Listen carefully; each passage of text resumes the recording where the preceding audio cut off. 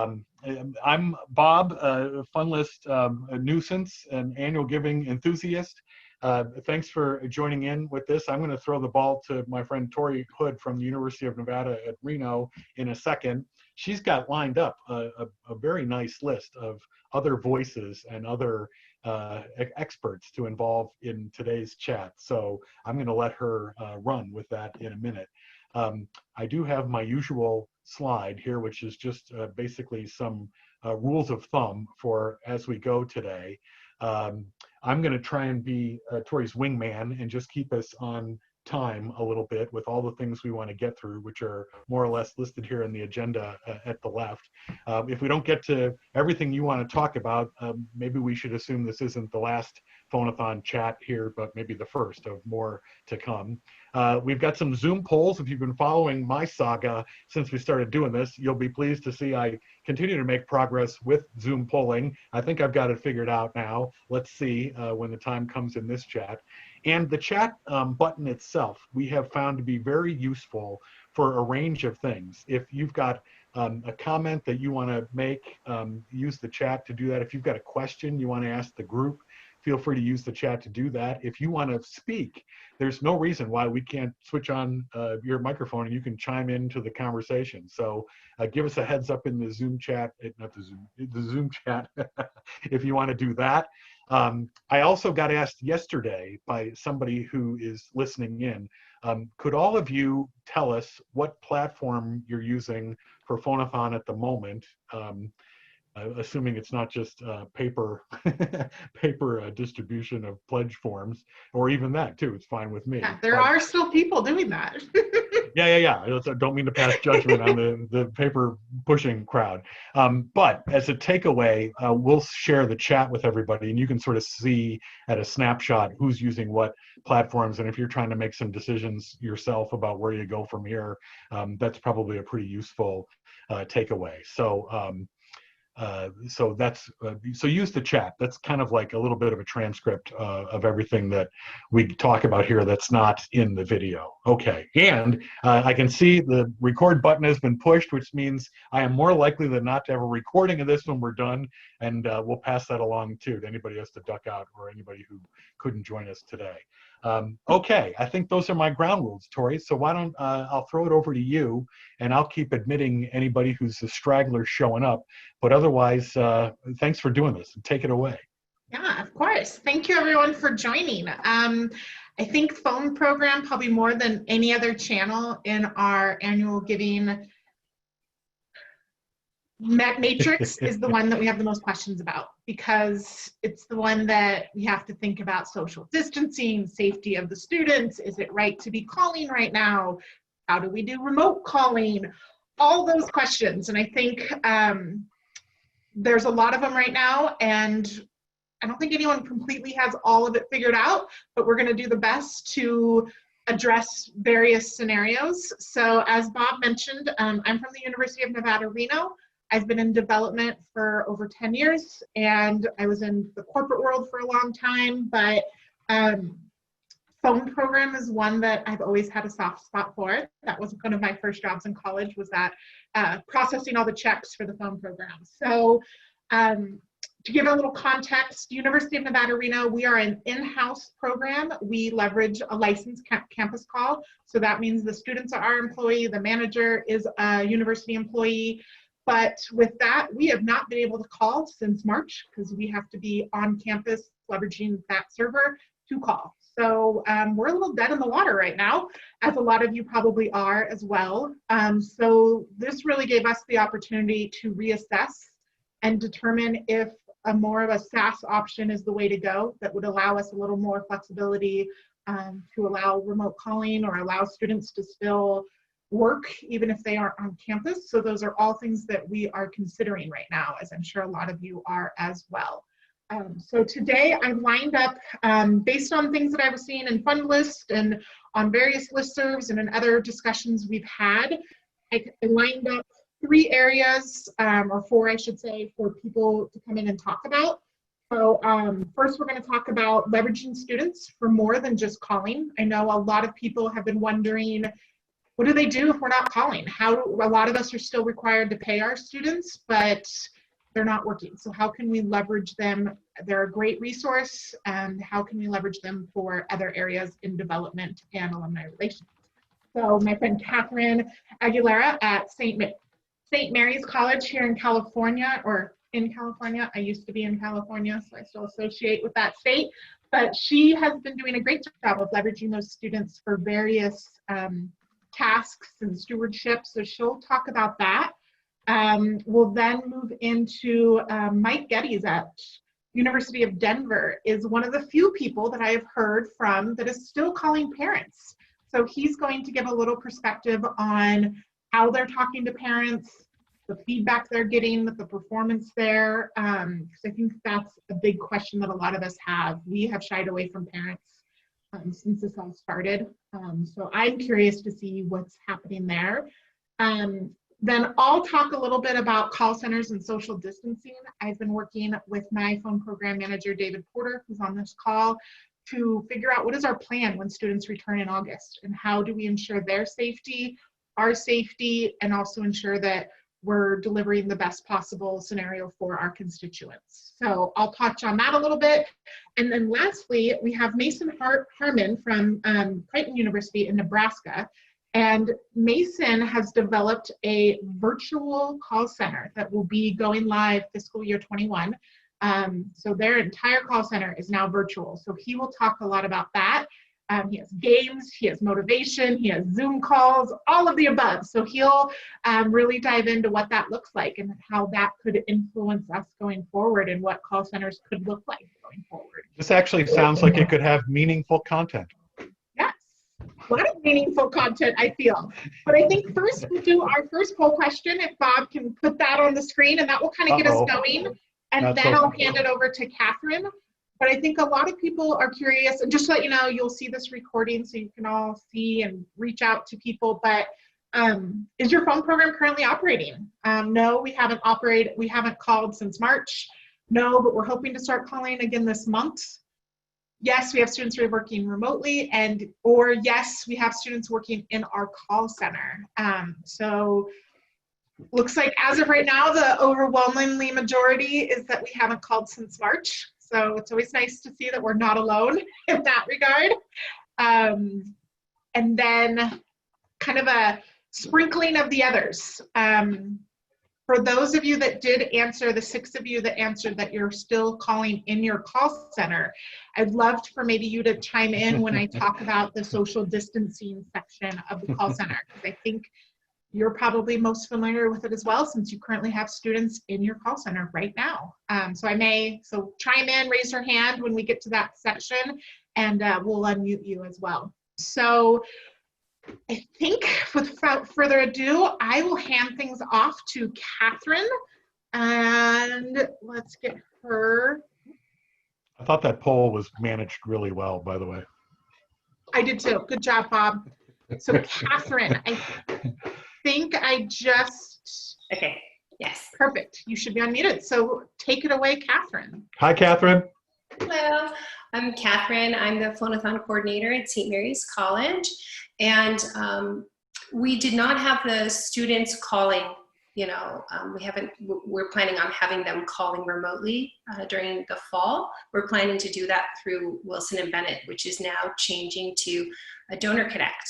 And so we're going to learn that technology in a couple weeks, June 15th. So with that being said, when COVID hit, we decided to, we wanted to just be transparent about what is going on and what it looks like for our donors, students working, studying online with the Zoom. So we ended up having them take photos of themselves wearing St. Mary's gear, and then having their laptop with the St. Mary's sticker on there, showing their classes that they're taking. And then we also showed video of them, their music with their professor, doing little things like that and pushing it out there on social media. That was our first step. And then we moved on to doing our President's Emergency Fund. With that, I had my students I have a group me usually with the students. So through the group me, I connected with them and I got 8 students. We kind of did like a Brady Bunch type video. We used our digital media manager that was the one that filmed it. It was a thank you video. And so we use that video twice for if they donated, you know, once you go to the link to the President's Emergency Fund, you automatically see the students up there and each one of them, you know, talk about it. And at the end, they have a sign that says, thank you, you know, like this with some really good music in the background. And then we use that for Giving Tuesday Now. We use that video as well. What I can say going forward is that some of the students were kind of, even though I prompted them, they were kind of looking down and things like that. I think that in the fall, I would use that as training, you know, how to look into the camera, kind of learning the speeches a little bit better so that it'll flow better. But we were kind of trying to get it out. I think that our team did a pretty good job with that. And then after that, because I didn't think that that went so well,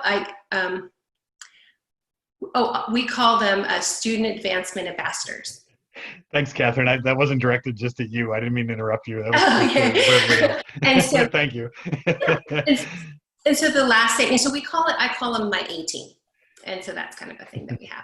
So, and then the last thing is that I felt that it wasn't really controlled, you know, with the video because they're looking down and some of them weren't really good on the camera and things like that, that we experimented with campus and ministry needed outreach for their our Gale Pantry.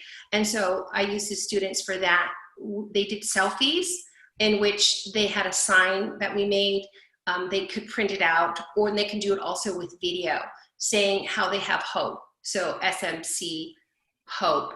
And that went over really well. We had some students that were out there in nature, you know, I have hope in nature, and had beautiful scenery in the background, or, you know, with their dog, or on a run and things like that. And it's something, they're really good at selfies. That's very good. So yeah, so that's what we did.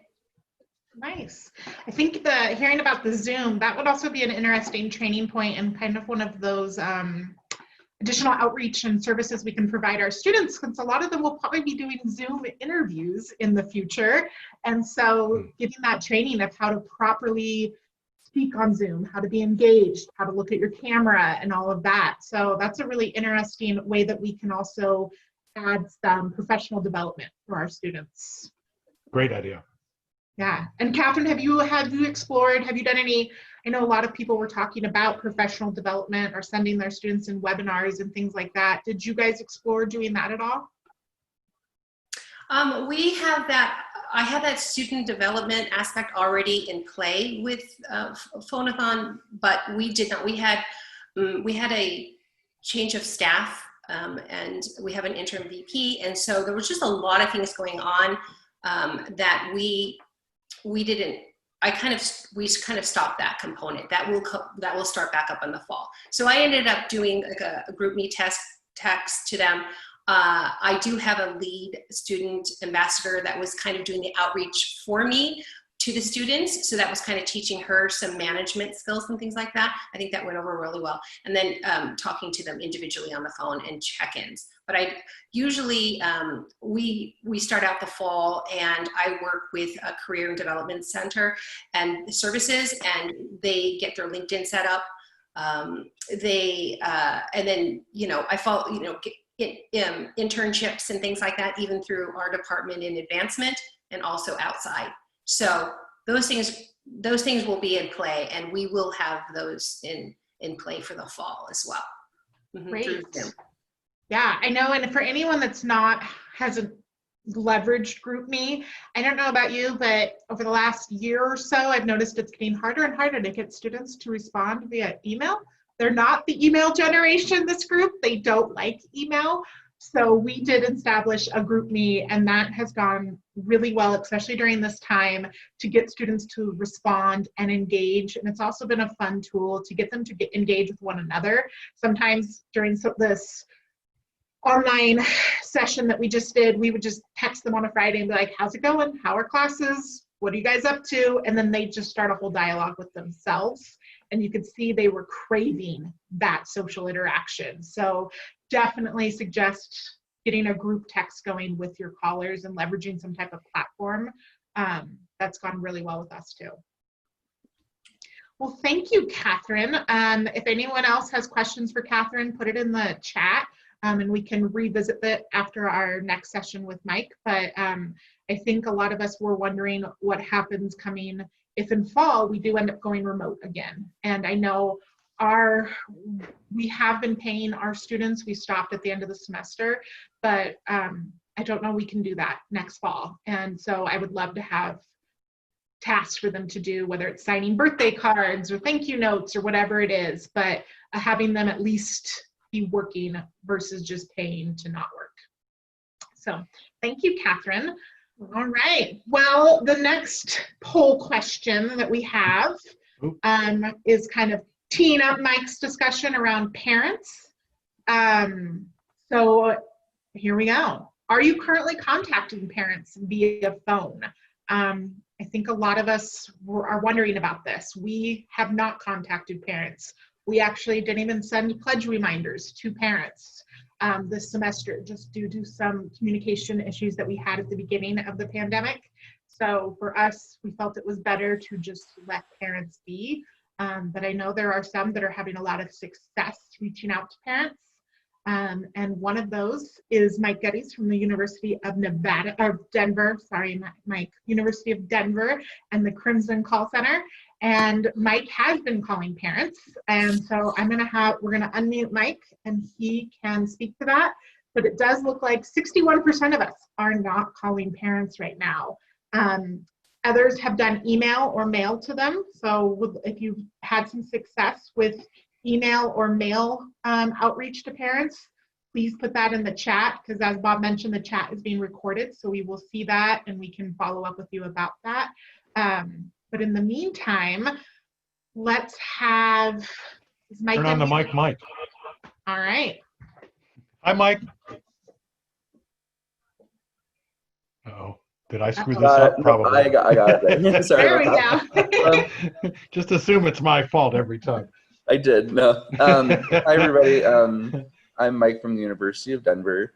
All of this COVID stuff hit the university a little bit differently because of us being on essentially a quarter system rather than a semester system.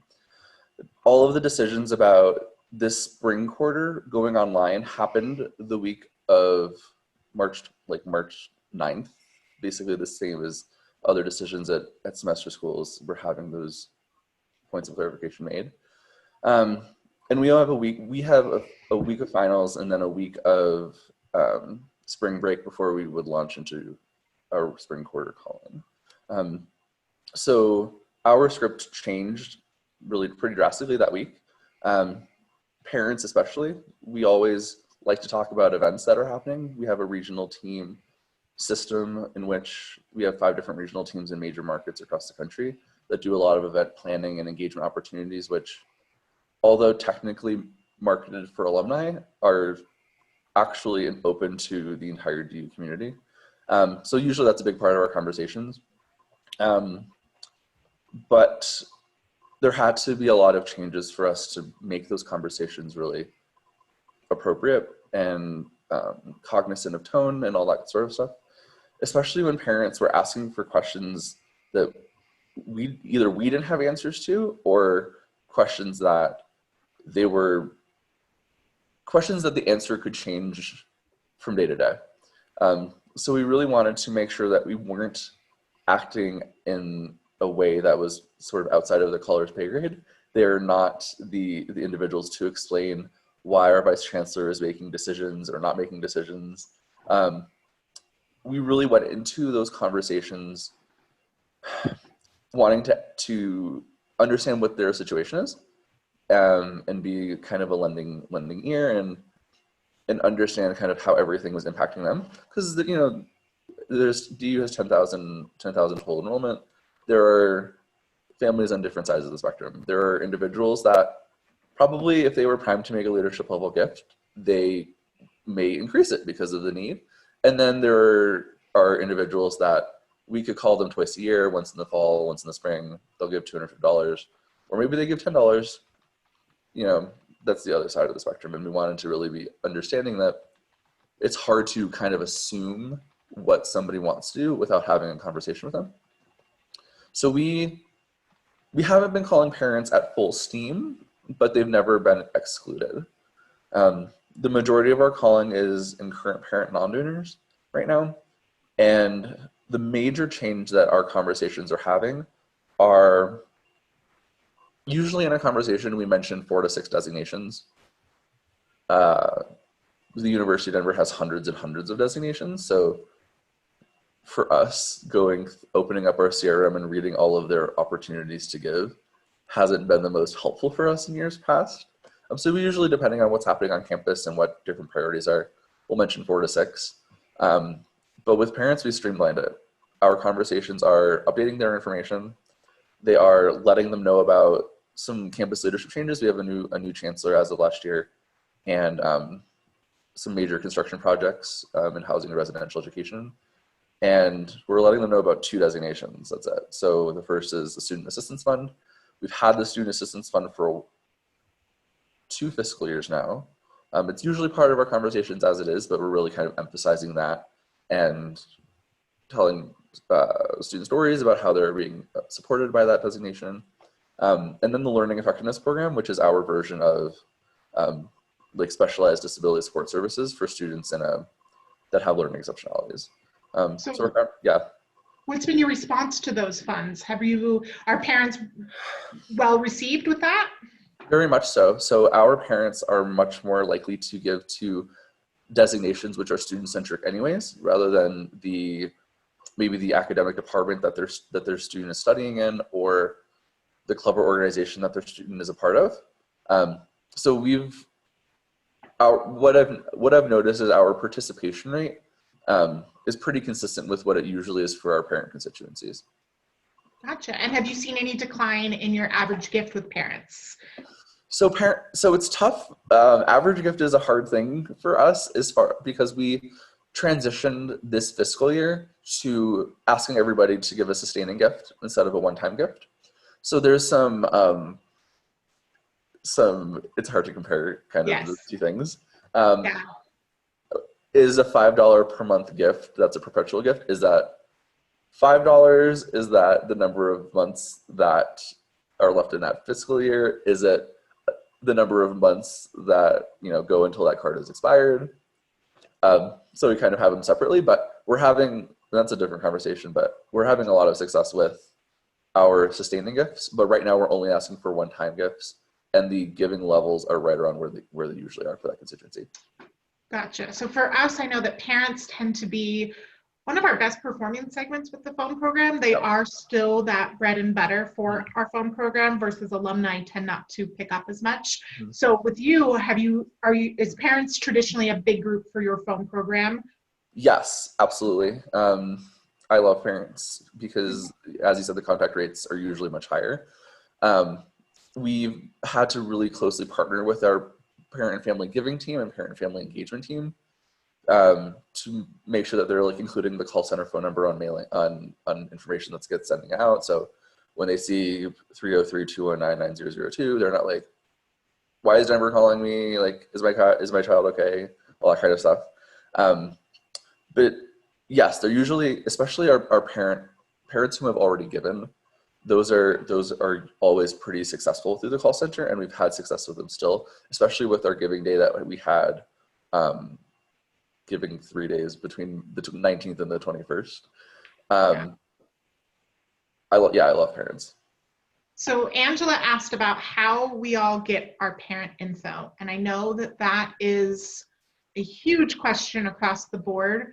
For us, we do get it from our registrar. We don't get a lot of information. We basically get parent name, address, phone number, and then their student's name. Mm-hmm. Sometimes we get with that what year the student is. That was a push that I made because I want to talk to freshman parents very differently than I talk to senior parents. Right. So that's an ongoing battle with parent data. I did finally get the student's name because we were having a lot of parents question us to saying, how do you not know my student's name? I don't think you're legit because you don't know who my student is. So I was able to have a lot of comments regarding that and show that to our registrar's office to get the student's name at least. I don't think we use it all the time, but it is good to have it if the student does say, like, how do you not know that? And I think this last year we also were able to get their college, so where they were housed, which also kind of helped that nervousness when parents get a call about their child, that we show that we do know this information, but we don't know too much. It's a very fine line. So if anyone else has information about how they have proved the case to get the parent data, I know a lot of us have to go through, myself and my phone program manager, we all go through FERPA training to ensure that we are handling parent data accurately and in a secure manner. I think this could change drastically in the coming years, though, especially we draw a lot of students from California, and there's some privacy data measures on their ballot this year. So that could change things for us regarding parents. So we'll see what that all ends up looking like. Mike, I think what might be helpful too, if you could share, maybe email Bob and I your script, and that might be something that we could share out to people, that the script you're using right now during COVID for parents, because I think that's a big topic that people aren't sure of how to address some of that stuff. Yeah, absolutely. I can have that. I can send that to you. Great. Thank you. Perfect. Thank you. And if there's any other questions regarding parents, I would say put it in the chat. And then similar, I didn't see anything come through about leveraging students, but if we get questions about parents, we can then revisit it after this next session, which I'm handling, which is all about call centers and social distancing. And if any of you are actually, those 6 of you that said you are now calling right now in your call center, raise your hand in the chat. We're gonna unmute you and you'll chime in here too. But Torrey wants you to explain yourself. yes. So over the last month, I've been going into our call center and I've been measuring with my measuring tape and seeing what 6 feet looks like. Luckily, we have a lot of weird, like, enclaves in our call center, so I'm actually able to put people like in a cubby where only one person is, so that will allow for us to have some social distancing. But normally we used to have 12 stations in our call center. When we came in-house, we scaled that back to 8 stations with 1 supervisor station. So now what we're going to be doing is we will have 6 students in our call center starting in August. And they are all 6 feet apart. I've heard some kind of from our research labs on that side of the house that they've been given the guidance of 200 square feet should not have more than 3 people. So luckily our call center is just over 400 square feet, and we're gonna have 6 callers in there. Callers will be required to wear a mask whenever they're in our building. So I went to our call center last Friday and I called David using our headsets and our system, and I was wearing a mask, and I asked him how he could hear me. I did test out my normal voice versus the voice that I think a college student sounds like, which is a little quieter and a little more mumbled. He could hear me. It did sound a little off, so we will put something in our scripts about, you know, we are practicing social distancing guidelines, and I do have a mask on, so if you are having trouble hearing me, please let me know. Just so that we kind of call it out right there. And I think, if anything, people will be glad to know that we're taking safety measures with our student employees. We are also, David is researching on various training portals, such as LinkedIn, for voice articulation training. I think that's always something that we need to do, but now if students are going to be wearing a mask, it's going to be needed even more. So we're looking at trainings on how to better pronunciate your words and how to have better projection with your voice. So I think those are all great professional development that we're just going to enhance even further for our callers. Right now, our big question, and this is university-wide, not just for students, but the idea of contact tracing. And what does that look like as employees come back to campus? So I think what we will most likely be doing is we're going to group our students together. So 6 students work one Sunday, and then they work Monday and Wednesday together, that same 6 people. And then a separate group will work the other Sunday, and they will work on Tuesdays and Thursdays. Occasionally, we will allow students to work different shifts to cover for one another or to make up a shift, but for the most part, we're going to try to keep the same students together. That was some guidance that we saw will help with contact tracing if someone were to get sick, and then it also makes it so that if one student ended up getting COVID, it doesn't take out our entire call center. It would pretty much only affect those 6 students that they were with from the call center standpoint. We also, our university devised an entire COVID-19 training that all of us have to take before returning to campus in terms of employees. And it goes over masks and hand sanitation and sanitizing equipment and all of that. And so we are going to require our students to take that training as well. They will get paid for it. And it's going to be a similar training, just like PCI training. They will now take COVID-19 training. And we are looking into getting keyboard covers, that each student will have their own keyboard cover that they will kind of roll up, hand or sanitize at the end of shift, roll up, and then they'll sanitize their headset, and they'll put both of those in their own cubby. They will each have their own printed scripts or info sheets, whatever it is, so that there's no sharing of supplies. They'll have their own pens and everything, and then they'll have their little cubby, and that goes away after they're done. And then we will wipe down everything like mouses and computer screens. We were already doing that last year because I don't know about you guys, but cold and flu season would take out my students on a daily basis in normal times. So we started implementing sanitation practices long before COVID even started, which just included Lysol, wiping down your station before you walked out. You wipe down, sign out, and you're out of there. And so that really helped. So I think those types of measures, we do require our students to go and wash their hands before coming into the call center. We have hand sanitizer everywhere. So those types of things is what we're doing. I know a lot of kids, like we allow our students to color. They love coloring during shift. We're not gonna allow that unless they bring in their own pens and crayons. Because we will provide coloring sheets, but how are you gonna sanitize a crayon after every time someone uses it? So those are the types of things that we're thinking about. How will that be different? How will games be different? Motivation stuff. I don't know if I'll be able to bake cookies and bring them in anymore. Providing snacks might be something that we might not do as much anymore. So those are the things that we're changing. But there was, I saw someone had, or maybe no, that was a different screening question. There was a discussion about daily health assessments. I don't think we're going to be doing those, but we are going to be very adamant about if you have any cold-like symptoms, you do not come to work. It's just as simple as that. And I think we have to be very diligent about that. And that's going to be for all employees, whether you're a student or not. If you have cold-like symptoms, you stay home. So we'll be enforcing that even more so with our students. Torrey, that all seems really comprehensive to me. I'm still congratulating myself that I have a bottle of hand sanitizer inside my front door. Everything you just rattled off, I mean, I guess everybody could watch the video, but I don't know if you're reading that from a list or what, but that seems like an awfully good checklist for anybody else. Yes.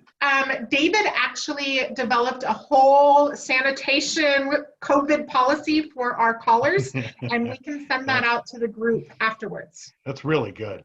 Yes. We had to present that to our president so that we could show that we were taking this seriously and that we could have students back. Excellent.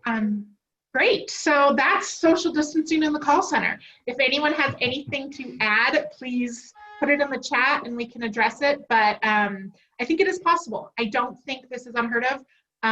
For us, doing this seemed to be more in favor than remote calling. We had some concerns about remote calling, but that may change soon too. A year ago, we were told we would never have a SaaS system for calling because we were worried about data. Well, guess what? We're now looking at SaaS systems.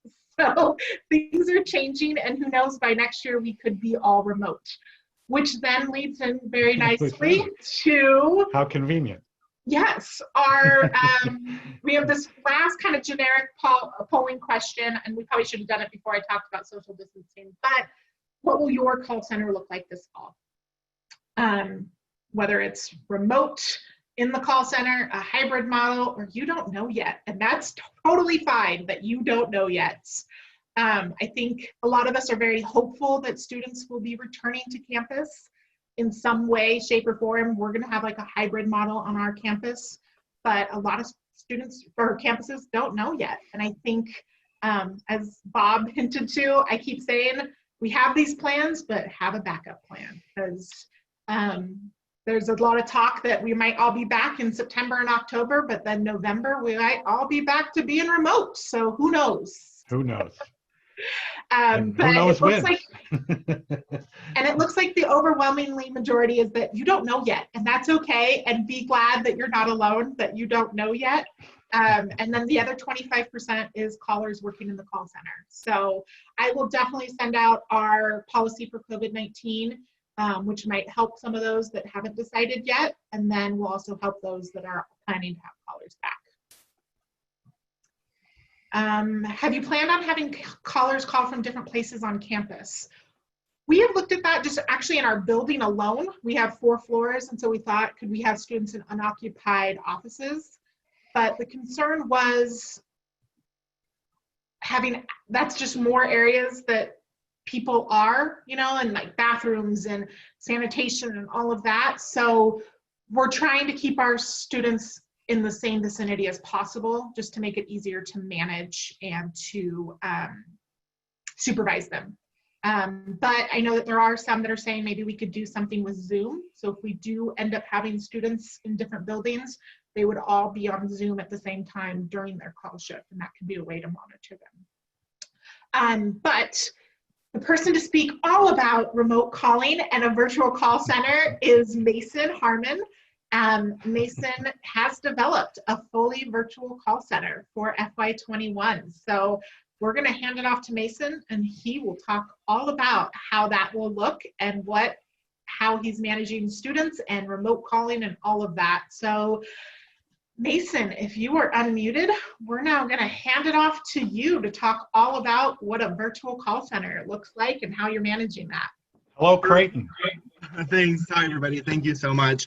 I'm going to have my video on just for a second to say hey. However, I do have to turn it off. Otherwise, my home internet connection tends to freeze on Zoom. So the last thing I want to do is have some pauses in the examples I'll share with you today. So I'm going to turn it off now. But hi, everybody. Thanks so much for listening to me today.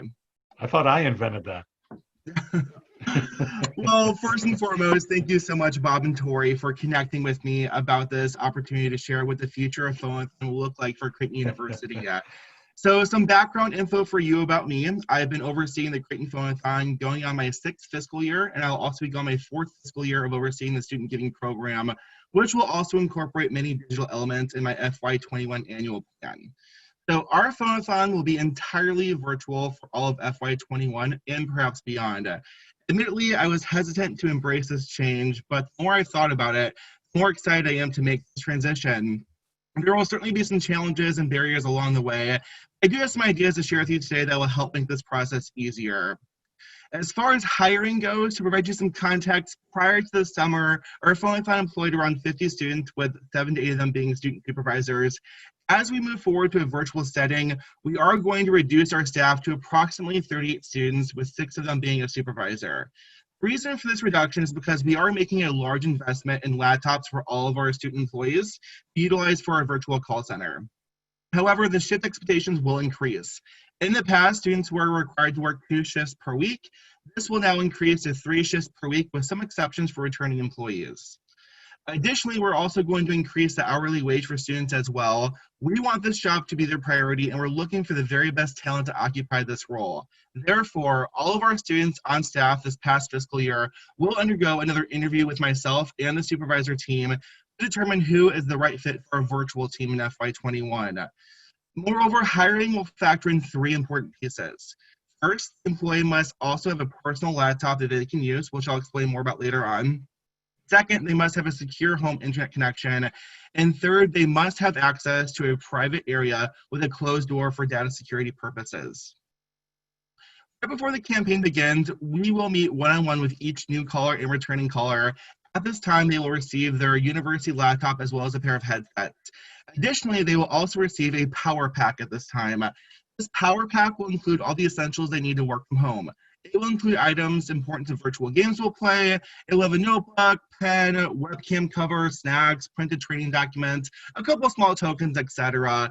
Afterward, training will take place entirely through Zoom. I think the most challenging piece is how shifts will operate, how the games will be played, and so forth. And although we haven't officially begun our summer calling program yet and started testing these practices, we will begin on June 16th. So as far as how that will work, students will be required to log into Zoom 5 minutes before shift begins. And as I mentioned earlier, this is why we're going to require students to have their own laptop to use in conjunction with their work laptop. One laptop will be used entirely for our calling software, and the other will be used to have a Zoom session open. And this is how our students will be monitored in addition to reporting to see how many calls they've attempted, what their pledges, refusals are, so on and so forth. Each caller will remain on mute unless they need immediate attention from myself or a student supervisor. And then throughout shift, students will be asked to enter a breakout room on Zoom for myself and the student supervisor to evaluate one full call. And after this evaluation takes place, the supervisor will be responsible for sending that evaluation form to that student, as well as inserting the same information into a digital folder. 5 minutes before shift is scheduled to end, each student will stop calling and place their focus back on the Zoom virtual call center session. During this time, we'll discuss some highlights and challenges throughout the shift.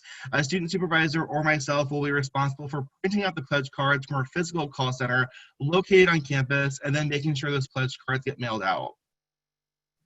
A major piece of our success is our team culture and camaraderie, and this piece is vulnerable in a virtual environment, and it's something I'm taking very seriously as I develop a new ecosystem for our team to adapt in. Therefore, we're going to do things such as theme nights with a poll to pick the person with the best outfit or the best Zoom background. I mentioned the power pack idea earlier that students will receive. This will include some plastic cups so we can do a fun flip-up virtual competition. We're also going to do things like trivia and Jeopardy. We can play these games as teams or as individuals. We will utilize the screen share tool to make this fun and interactive. We are going to evolve the popular Mafia social deduction game and turn it into a fun role-playing and elimination game as well. And we can also do the same thing for Clue. We can take the Clue game and turn it into fun clues that are released throughout the night, and whoever guesses correctly at the end will win, of course, a bonus, of course. So we're also going to utilize the polls feature to play a game in which students must guess an outcome based on what they think the majority will say. The students who are in the majority each round will get a point.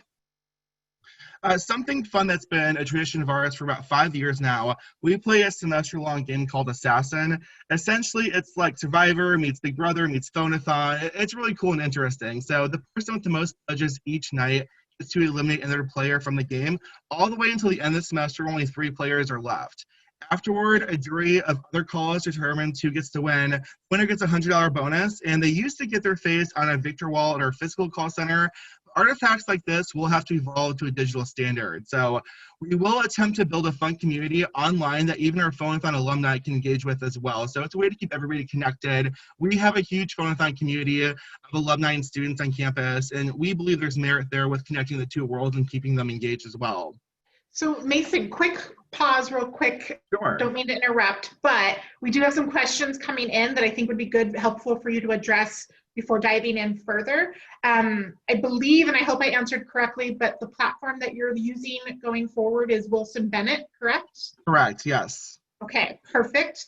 And then also, people were wondering if you are just taking pledge cards or are you also handling credit cards in your virtual call center? We are going to handle credit cards in our virtual call center. We've already checked with our security team and they are okay with this. So how are you doing that in terms of ensuring that you are also PCI while taking credit cards? If you could just kind of explain the credit card process that you're envisioning for the virtual call center. Sure. I don't have a full description of the answer right now, but we did check with our security team and they are okay with us taking credit cards over the phone through a virtual setting. They didn't see as much different than us being in a call center and a student taking that credit card to the phone anyway. So the only difference is location. And again, as we prioritize who we're going to hire, we are going to be putting leverage on people who have a secure location to call from. So you must have, a location with a closed door when you are by yourself and there's nobody around who can hear those numbers that are said on the phone or whatever to be recorded. Gotcha. And then I'm assuming that I know RNL Engaged, Blackbaud guided fundraising, and I believe VanillaSoft, when they're doing these remote voice over IP typed calling with the laptops, they are assuming a lot of the security with the voice over IP. Is that the same with Wilson Bennett? Yes, it is. I believe so. Okay. Gotcha. Yeah, so that's been a lot of the concern. Some other questions that are coming up, I hope you don't mind that we'll just start kind of asking some of these questions, but how many asks do your students typically do on a call? We do 3 asks. The first 2 do have a number associated with them based on an upgrade, or we do start with $200 for non-donors, unless you are a recent alumni. And then the third ask is always participation. Gotcha. Great. Okay. And then is your student environment predominantly dorms, or are they living off campus in their own housing? So it is a Creighton tradition that once a student is in their junior year, they are able to move off campus. So all of our freshmen and sophomores will live on campus. Our juniors and seniors most normally live off campus. So there will be a challenge there with them. I know a lot of them tend to live in a house with 5 or 6 different people, and it does go back to the security issue of them having a private location. So they will be expected to work that out with their floor mates or their roommates regarding how they can have a private area to do their Phonathon calling. Gotcha. And then does your university offer any technology or laptop type assistant programs for students who are not able to purchase their own laptops, so that would ensure that wouldn't limit who you hire? Not at this point in time, and that's something I was working towards as well. I thought maybe an alternative to having another laptop would be for us to purchase an external desktop screen that can plug in through USB. I've seen them on Amazon. They're about $120, so they're not too expensive. So right now we are going through some budget restraints, so that's certainly something that we have to consider. Most of our students on staff currently do have a laptop. I don't think I know a single one that does not. However, the situation where we have somebody who is very talented, who we want to have on staff, and don't have that resource, I think we can find a way to make that work for them. Gotcha. And then we did have a question from Noelle. She was wondering if, for the credit cards, are you just typing them, are you processing them via your online giving portal, or are you actually processing them through your calling software? It will be done through the calling software. Okay, interesting. All right. I know when you and I spoke earlier this week, you definitely did offer to share your guidelines for the virtual calling center. So I think that would be really helpful if you could send that to Bob and I, and then we can send that out to everyone, because it sounds like you even have more information than I did regarding the guidelines. So it's a lot to absorb on a call, but I think if people had that to view and read, that could spur some additional ideas, and maybe we do an additional follow-up call that could help. Sure thing. Sorry, guys. I'm kind of a fast talker as well, so hopefully a lot of what I said was able to be digested. I'm happy to cover any other topic that may have not been fully disclosed at this point in time. So I do want to share, though, I mean, although we've talked about several ideas for a virtual call center, this really is all a huge experiment. There will be successes, there will be failures, and certainly things I haven't even thought of yet or discussed today, but I say bring it on. It's time for us to evolve, and we're ready to take a risk. Yeah, and Bob, I think you got a topic here for next year's meeting of the mind and revisiting the virtual call center and how it's going. Absolutely, and Mason, everything is with an asterisk, isn't it? I mean, I think you'll be rewarded just for trying this year. Thanks, we're looking forward to it. Yeah, because there's definitely a lot of questions that I'm seeing coming through the chat, and I think all of us, when we hear this and we hear how you're doing it, are the questions start coming from our advancement teams that, how will you do the data secure, the credit cards, and so many questions. So it'll be really interesting to see how that all happens. I did see Georgia, our friend Georgia, had a question about Campus Call. Georgia, we are leveraging Campus Call right now as a licensed client, so it's our own software. And the struggles that we're having is that it's on our server on campus. So we're not able to have our students log in remotely to that because we can't ensure their because they would have to log into a remote desktop, which there's a lot of security concerns right now, and also a bandwidth concern from our IT. So that's one of the main pain points we've had with Campus Call during this time. on a regular basis, we've been doing Campus Call for the last several years, one first as a managed client, then as a second, and it's worked great for us. I just think, and since RNL has also launched their new RNL Engage platform, Campus Call is just an older way of doing things, and I think it's going to be coming up with more challenges as, you know, we're not even, a lot of us aren't even calling it phone program anymore. It's the engagement office or whatever it might be. That's where Campus Call is becoming more and more limiting. But there's other, a lot of softwares out there. I've mentioned a few of them. I know RNL Engage, Blackbaud Guided Fundraising, VanillaSoft has a lot of options on that too. Wilson Bennett with their platform and also their new Donor Connect platform. I've seen a lot of others coming through that I haven't heard of. I saw there was a discussion on FundList earlier this week about various different calling softwares. So it's definitely a changing space, and I think that's good. I know when I did an RFP 2 years ago, there was really only 2 vendors that could meet all of our needs. And I think that has changed drastically. I think there are now a lot more vendors that could help meet the needs that our calling programs are needing right now. So I think it's a good time to make some changes and to pivot. I know a lot of us have also heard over the last few years that phone is dying. I don't think it is. I think it's just evolving. And I think one good thing that's come out of this situation that we're all in now is it's forcing us to evolve our phone programs. And we can't just be the status quo, dialing every number we have. We're now going to be a little more strategic, and COVID is forcing us to do that and forcing us Torrey, to text. Torrey, that was a very eloquent ending. One more question to throw out too. A couple of people have brought up the idea of, is anybody doing anything proactively to sort of ease donor concerns with sharing their credit card numbers over the phone? I bet in a virtual setting, maybe those concerns almost become a little more heightened, rightly or not. So if anybody, do you have any opinion about that? Yeah, well, I know for us this last year, we had to bring in our call center in-house. We were no longer able to process the credit cards within the calling software. So we were using a handheld device like a Clover that was PCI compliant. And so what we had our callers do is they'd say, you know, would you like the credit card? And they'd say, yes, great. I'm going to hand you off to my supervisor who will securely process your credit card.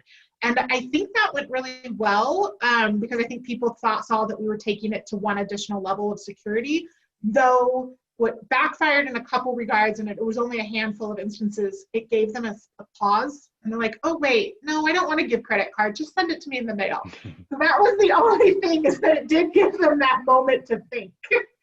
Yeah, and the question really came a little bit out of frustration about always having to be the supervisor who, you know, goes running to the caller. And I think people are looking for almost preemptive language that sort of calms people before somebody else has to even be brought to the conversation. Yeah, another point that I've heard in a couple discussions we've had is that the remote students will not process credit cards, but rather they will tell the donor, my supervisor will be calling you back from campus and they will process your credit card, and they're on campus processing credit cards. So I don't know how that would work and what the perception would be. The concern would be, are they going to pick up when the supervisor calls them back? So I don't know about you guys, but we used to have a fairly high credit card rate, almost 50%, and it fell off a cliff this last year and a half. So I think people are just more nervous in general to give the credit card. I'm not sure if anyone else is experiencing that or if they're seeing the contrary, where credit card rates are going up. But I know for us, they've been on a decline the last few years. Torrey, I have a really quick question based on some efficiency that kind of because I think this process has kind of helped us also understand, like you were saying, our programs and what kind of efficiency we can have going forward. Like, how is this gives us a chance to revamp what we're doing, right? So my question, I guess, would be to anybody, and this doesn't have to be answered right now. I totally could exchange info with anybody that has good data on this, but we're, along with kind of credit cards, we're also trying to continue, because we kind of do it already in terms of recurring giving and subscription giving. We're also trying to kind of make that a larger part of our program. And we're kind of we don't really have numbers to back up, kind of to get buy-in from our leadership to expand it more. So I was wondering if anybody had a good experience or good numbers regarding recurring or subscription type giving that they do over the phone, that they could maybe pass along. Well, that's a good question. My quick answer to that is in the UK, they're really having a lot of success with this. You know, Torrey, one thing we could do as a next agenda is actually get some UK people in on the call. No reason we couldn't do that and have them tell some of their secrets. Or even some of our non-higher education partners. I feel like other PBS. nonprofits such as the public radios, they do a much better job at reoccurring gifts than higher ed. We tried it this year. That was kind of our, when people said no once or twice to our ask, we'd say, well, how about a monthly gift of $10 a month will make a huge impact. Nobody did it.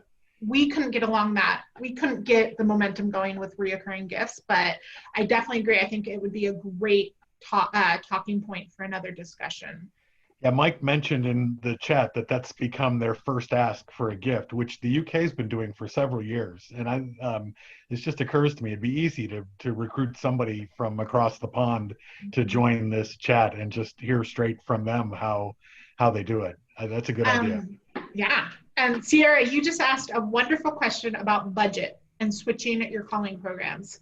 For us to go to a SaaS model, depending on what it is, will actually be less money for us than what we're currently doing with a licensed program, and we'll have more flexibility. So I think one way to pivot that is, you know, if you're looking at Reno Engage or Blackbaud or Wilson Bennett or some of those that have integrated other services such as texting or video chat or video thank yous or whatever it is, those can really help prove the case that you're now not just paying for calling, you're paying for all these other services. And when I say SaaS, it's more that you're not hosting, it's not your server, it's being hosted on a cloud somewhere. So that's what RNL Engage is now doing, Blackbaud Guided Fundraising, those other platforms that it's not being hosted in your system.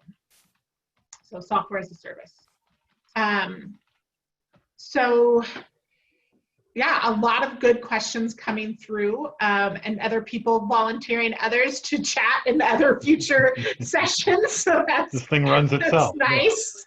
I know Peter from Utah State is being thrown around to talk in some new upcoming ones, so we'll have to reach out to him. But yeah, definitely send us any other, and if there's any other final discussion points that you guys want to talk about before I know we're at the hour. But I would just say, as I kind of end all of these with, is be flexible, be willing to pivot.